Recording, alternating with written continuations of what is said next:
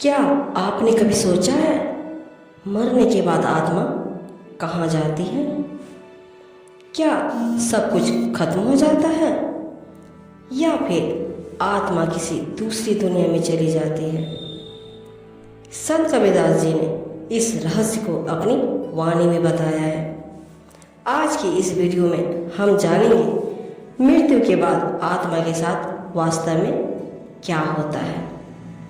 Video को अंत तक जरूर देखिए क्योंकि शायद यह ज्ञान आपकी सोच बदल दे।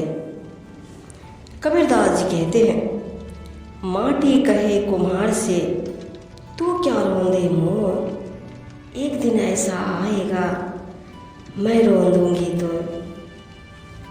इस दोहे में कबीर साहब हमें याद दिलाते हैं कि यह शरीर मिट्टी का बना है और एक दिन मिट्टी में मिल जाएगा। लेकिन सवाल यह है, अगर शरीर खत्म हो जाता है तो आत्मा का क्या होता है?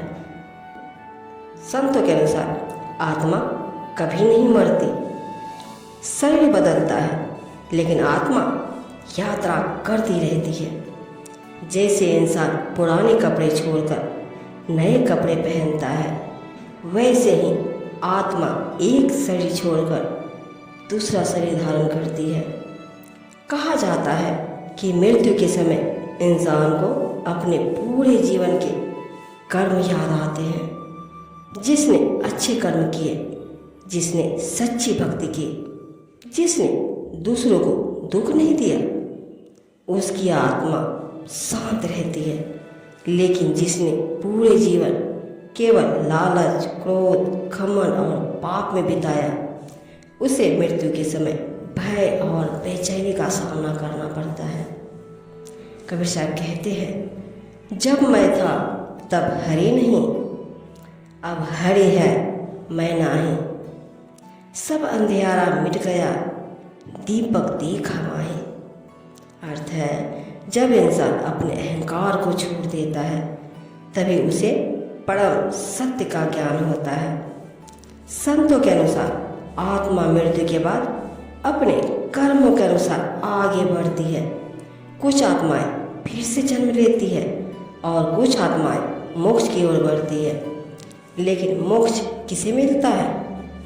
जिसने सच्चे गुरु की शरण ली हो, जिसने नाम भक्ति की हो, जिसने मनुष्य जीवन का सही उपयोग किया हो। कबीर साहब कहते हैं, काल करे सो आज कर, आज करे सो अब, पल में प्रलय होएगी, बहुरी करेगा कब। अर्थ है, मृत्यु कभी भी आ सकती है, इसलिए अच्छे कर्म और भक्ति को टालना नहीं चाहिए। दोस्तों, मृत्यु अंत नहीं है, यह केवल एक यात्रा का पड़ाव है। शरीर नश्वर है लेकिन आत्मा अमर है। इसलिए जीवन में ऐसा कर्म करें जिससे मृत्यु के समय डर नहीं बल्कि शांति महसूस हो। अगर आपको यह ज्ञानपूर्ण वीडियो पसंद आई हो तो वीडियो को लाइक करें, चैनल को सब्सक्राइब करें और कमेंट में लिखें सत साहिब। फिर मिलेंगे एक और आध्यात्मिक वीडियो के साथ।